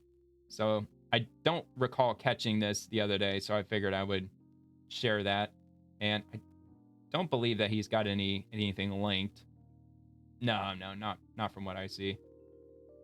All right, so moving on to Rep. Janelle Bynum. Local coffee roasters in Portland are having to pay higher costs because of Trump's tariffs, even though they just freaking kicked in, and are expecting even more price hikes in the future. Our economy can't handle any more of these chaotic policies. He needs to get it under control. All right. Yeah, he's got to get all these crazy coffee prices under control. Which, by the way, speaking of which, I actually just bought some coffee and, all right, fine, I'll admit it. I haven't set foot into a Starbucks in at least 7 years, maybe 8 years, but guilty as charged. I do drink the Starbucks coffee provided in the grocery store. It's the French roast. It's like I've had almost every type of coffee on the shelf to try to not drink that stuff, but it's magic for me. I don't know. I just absolutely love the taste of it. I only drink black coffee. I don't put anything in it, but it's really good. I wish I could find another brand that makes that particular type of coffee and how good it tastes, but obviously not advocating for anybody to start drinking Starbucks or anything. I know they're woke. I know I shouldn't be, but anyway, I don't pay full price for it. Over this weekend, my local Winn-Dixie, all the stores in our area, they ran a sale. They were $6.99 for a 12-ounce bag of the stuff, and they only limited 2, so I had to hit like 3 different Winn-Dixies in order to stock up on it. But I ended up getting 8 bags of it in total and spent like I mean, it's still crazy to say that I spent over $50 on coffee, but it's going to last me like 5 months, maybe even 6 months. So I've got a good supply of coffee, but I only do that like 2-3 times a year. I'll go to the store. If they happen to be on sale, I'll stock up on as much as I can, especially if it's hovering below the $8 mark. Because right now, the Starbucks coffee in my local area, and it's only 12 ounces because of shrinkflation. Remember when coffee used to be 16 ounces? Now it's only 12 ounces. Not just for Starbucks, but for pretty much everybody. But anyway, oh shit, man, I just lost my train of thought. Damn it. But yeah, anyway, I stocked up on some of that stuff, and yeah, it should hold me over for quite a while. But oh yeah, $12.50. That's how much they're charging for it in my local area for a 12-ounce bag of coffee. $12.50. Ridiculous. So this is from the Oregon Live. I don't really see myself reading much of this because it's probably just a trash ass article, but you know, I try to look on both sides of things, and maybe they have something in here that's actually relevant and not completely made up, but something tells me I'm probably not going to find such a line or a sentence in this article. The price that Portland coffee drinkers pay for a pound of beans has reached amounts never seen before. Well, dude, that's the same for all of us. Just like I said, same for all of us. $12.50 for a 12-ounce bag of Starbucks coffee is insane. Absolutely crazy. And I refuse to pay that amount. If I run out of coffee and they don't run a sale in the meantime, then I'm just going to have to go without. And I will. I refuse to pay $12 for a bag of coffee. That is insanity. And it's not Trump's fault. It isn't Trump's fault. It would be Starbucks' fault. And I'm assuming probably because they've gotten greedy, but not just them, it's the entire coffee industry, because I'm sure they all communicate with each other and they all uniformly agree to start cutting down the size of their bags and then start jacking up the prices of their coffee. I'm sure they do that. It's not like one coffee company never talks to another coffee company ever. Of course they're in communication with each other.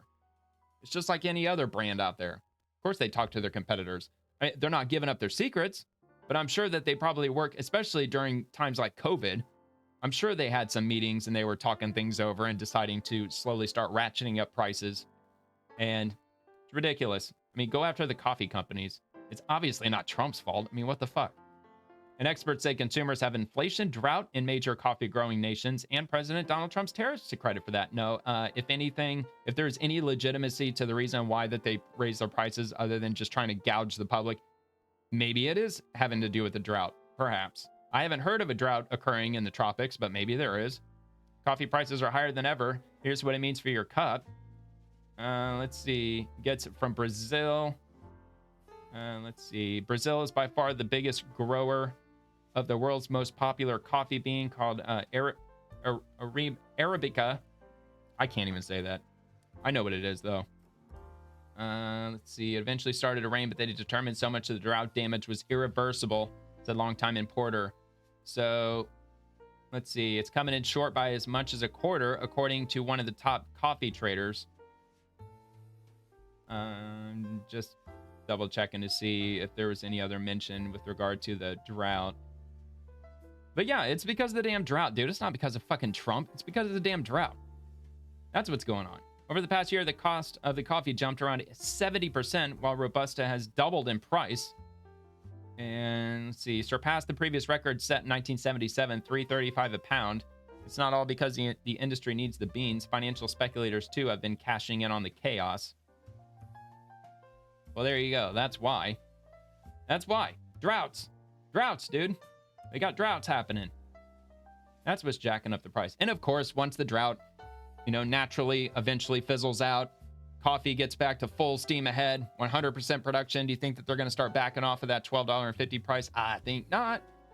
But anyway, we'll just move on to Senator Dick Durbin.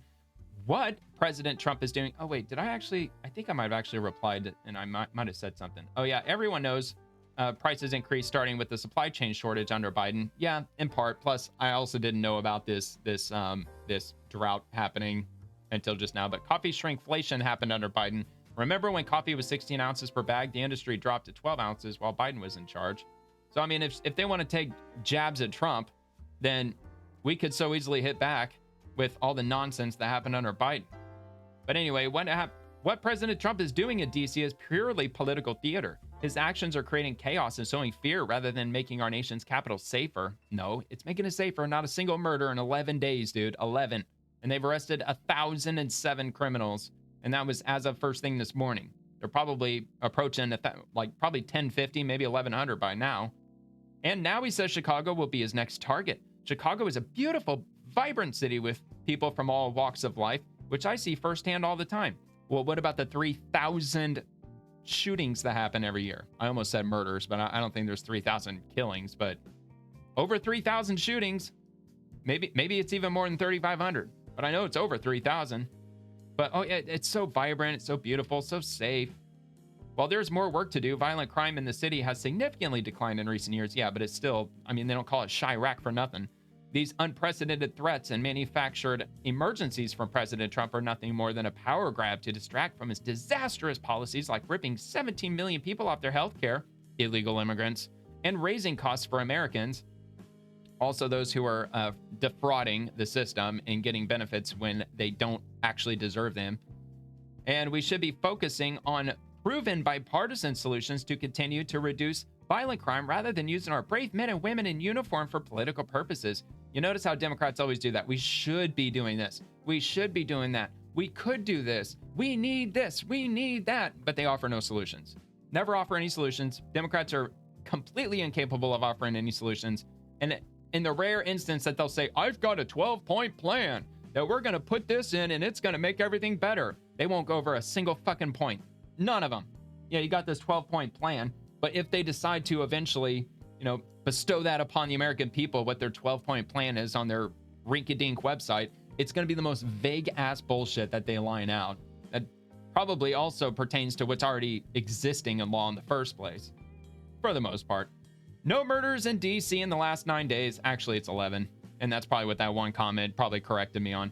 At the end of the day, all Americans want a safe neighborhood to live in. Y'all are making a grave mistake by literally siding with criminals. But keep it going. It only tanks your party further. Dick Durbin calls it political theater when President Trump sends in the guard and murders drop to 0 in D.C. for 10 straight days. Tell that to the families in Chicago who bury their children weekly. 229 shot and killed this year, over 1,000 wounded. What Democrats call beautiful is a city drowning in blood, broken families, and fear. What Trump calls leadership is restoring order and saving lives. That's the difference. One side protects criminals, the other side protects Americans. It's gotten that simple. It's gotten that simple. It's really getting to that point where if you're siding with the Republican Party, you're siding with America, American values, American tradition, American culture. And if you side with the Democrats, you just side with everything that is un-American, anti-American. Everything that's like pro-communism, Marxism, socialism, and all that bullshit. All right, so let me head down to another one down here. Let's see, from Adam Schiff. Oh, lovely. When Donald Trump's FBI raids John Bolton's home, it's a signal to any of his opponents, to all of his detractors. If you stand up to this administration, you could be next. To save our democracy, we must reject these tactics of an aspiring dictator. FBI search of former national oh my God, the horror! Ambassador John Bolton's home and this dude's got to be squirming in his seat. To ask the vice president. No, the reality of it is that he's next. He's probably next. About this, That's why he's got to peddle his bullshit propaganda on national TV that nobody watches. Do you believe that people need to let this investigation play out and not get ahead of it at this point? I think this is clearly retribution. I mean, the idea that they just picked John Bolton, a prominent critic of... I can't believe he's going to side with John Bolton. He's going to actually cover for him. I thought everybody hated John Bolton. At random. That is hilarious. What the president is trying to do here... This is too easy, man. They're fishing and he hook, line, and sinker.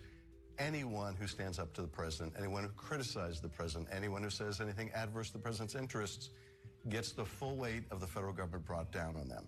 So if including me. They're coming after me because I'm protected. I'm criticizing the president. John Bolton, you get your home seized if you're on the... Oh, I hope he talks about his situation. He's not going to. You get threatened with prosecution or with firing. If you're a general, like the head of the Defense Intelligence Agency, and you issue a report, or your agency does, casting doubt on the success of U.S. military... Are you trying to suggest that Bolton didn't do anything?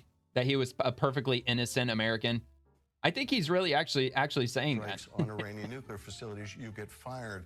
If you are the head of the Bureau of Labor Statistics and you give a jobs report that the president doesn't like, you get fired. Yeah, you mean the jobs report where you estimated, which you're not supposed to estimate, you're supposed to give the actual jobs number, which he reported to be 150,000 in the month of June. And then the federal government went back and checked her work and found out, no, actually there were only 16,000 jobs that were added to the market. Yeah, that kind of warrants a fucking firing, if you ask me. They're essentially going after any critic, any opposition in an effort to intimidate them. That's what this is about. It's not about Bolton per se. It's about anyone else that, like Bolton, might stand up to the president. Well, oh my God, dude, this dude's such a scumbag. He's one of the worst, most vile fucking politicians out there. I don't think I ever... Nope. All right, you know what? I'm just going to back out of here. Yeah, there's some really vile shit that people are posting about Adam Schiff on here. Needless to say, Adam Schiff worried legal troubles will make it hard for him to afford his upcoming head reduction surgery. Yep, got to give it to the Babylon Bee. But anyway, yeah, I know. Like, that's really, like... That's diving in hot every time you want to go into Adam Schiff or... I mean, there's a bunch.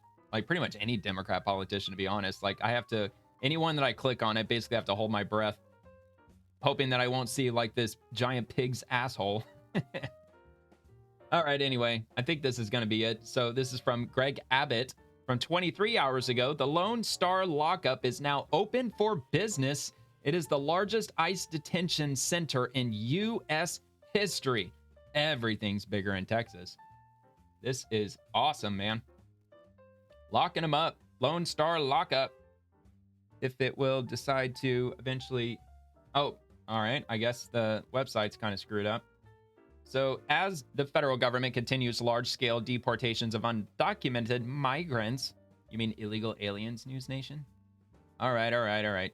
A new milestone was accomplished on Sunday. The Trump administration opened what it calls the largest federal immigration detention center in the country's history in Fort Bliss, Texas, under a $1.2 billion Defense Department contract. Dubbed the Lone Star Lockup, the facility holds 1,000 beds with the plan to expand to 5,000 by 2027. Inside are legal access and medical treatment areas and recreational space. Of course, they have to mention that because otherwise the Democrats are going to spin it and say they're locking the poor children up in cages, as the Obama administration did. And recreational space, amenities that Immigration and Customs Enforcement officials say make it a, quote, traditional facility. Supporters of the detention center, like Republican Congressman Tony Gonzalez, said it will help ease overcrowding at other facilities and serve as a processing hub, sending migrants with final removal orders directly onto ICE air flights back to their home countries. And, quote, Fort Bliss is an amazing military facility, unquote, Gonzalez said. Quote, everything thrown their way they've handled. We should be supporting this, not attacking it. The project does have its critics. Well, yeah, of course it's got its critics. Let's see, ICE expands new detention center. Let's see if we can play this. Hopefully it's not going to be too long, but let's just take a look. Oh, they've got it muted. Deportation centers are 4 minutes. I think I can handle 4 minutes. Immigrants. Florida Governor Ron DeSantis announcing plans now for a second detention center That's really quiet. Sorry. Alligator There we go. Is that better? Alcatraz in the Everglades, and Texas, now expected to be home to the largest immigrant detention center in the country. Let's get out to News Nation's Allie Bradley live in Del Rio, Texas. And Allie, this detention center will be in El Paso. El Paso. Yeah, you're exactly right here, Nicole. The largest detention center for ICE in the nation in El Paso, and it's actually being referred to by some Texas lawmakers as the Lone Star Lockup. And that facility there we've been featuring here at News Nation is now actually holding illegal immigrants that are marked for deportation. So what we can tell you here is that both Senator John Cornyn and Congressman Tony Gonzalez toured this facility this week. The 5,000-bed facility had 100 detainees earlier this week, could hit 1,000 by Sunday. Gonzalez says it's a smart move to keep the operation on a military installation with direct access to resources like an airfield. He's also firing back at an El Paso County commissioner who compared the site to a concentration camp and accused federal law enforcement of acting like Nazis. Take a listen. Oh my God, dude, these people are such pieces of shit. I mean, that's he's gaslighting everybody. Of course that's the furthest thing from the truth. First off, Fort Bliss is an amazing military facility. That they do all kinds of different operations. Everything that's thrown their way, you don't even have to explain, man. We know they're all full of shit. Fort Bliss and the men and women that serve in uniform on them, not attacking them. That's one. Two, that facility, it's located right next to the current ICE facility in El Paso. So while it's on Fort Bliss, it's really owned and operated by ICE. Well, there you go. Okay, so Fort Bliss, not the only one expanding detention space either. As Nicole mentioned, in Florida, Governor Ron DeSantis is opening a second immigration center to supplement the facility they've named Alligator Alcatraz. The new one, nicknamed Deportation Depot, and it's hubbed inside the Baker Correctional Institution, west of Jacksonville. It's going to start with 1,300 beds with room to grow to 2,000. DeSantis says both sites are needed so the Trump administration can detain and deport more illegal immigrants. Now, the second facility in Florida will mark the fourth ICE detention facility across the country. Right now, this comes as work continues on the Speedway Slammer in Indianapolis. We know that 60,000 illegal immigrants are right now in federal custody. We know that the big beautiful bill had kind of some allocations there, Nicole, to expand to about 100,000 bed capacity for ICE, so we can expect more of these facilities to crop up across the country, Nicole. All right. Yeah, so you're talking there about some of the expansions. Is ICE doing anything new when it comes to enforcement? Yeah, really interesting here. They're actually rolling out a pretty controversial change that has made some waves already. Take a look here at a video released by the Department of Homeland Security. And ICE officers, they have long been working undercover, and they're soon going to be in these dark vehicles plastered with the agency's logo and the slogan, Defend the Homeland, in those bold yellow letters. The agency sharing that video with the phrase, quote, iced out. DHS sources confirm that the rollout of these vehicles starts in Washington, D.C. It will spread nationwide. But many agents already facing a 1,000% spike in assaults by people when it comes to their enforcement. And these anti-ICE activists bringing that those assaults towards them.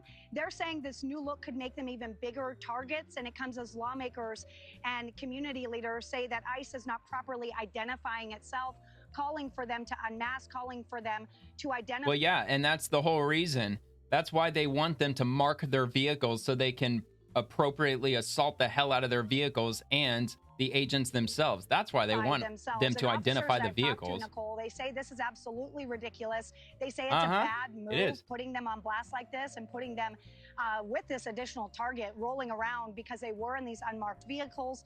Now it will clearly state that they are with ICE. They're worried about additional assaults and that 1,000% going up even higher, Nicole. All right, Allie Bradley live there in Del Rio. Thank you. Yeah, it's absolutely ridiculous.